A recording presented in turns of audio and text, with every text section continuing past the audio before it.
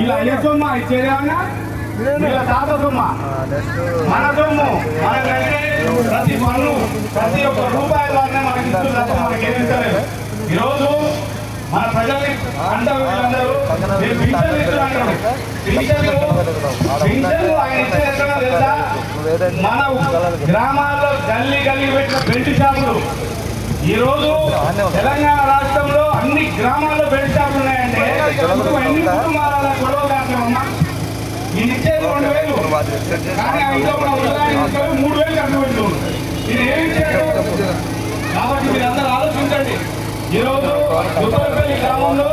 వీధి లైట్లు కానీ సీసీ రోడ్లు కానీ వైకుంఠ ధామం కానీ రైతు వేదికలు కానీ ఇవన్నీ కూడా కేంద్ర ప్రభుత్వం ఇచ్చినాయి నరేంద్ర మోడీ గారి ప్రభుత్వం ఇచ్చినాయి కాబట్టి మీరందరూ కూడా మన మాధవన్ సీనన్న గారికి అండగా ఉండి అన్నను అత్యధిక మెజార్టీతో దుబ్బలపల్లి అత్యధిక మెజార్టీ ఇవ్వాలని కోరుకుంటూ ఈ అవకాశం ఇచ్చిన మీ అందరికీ పేరు పేరున ధన్యవాదాలు తెలియజేస్తున్నాను.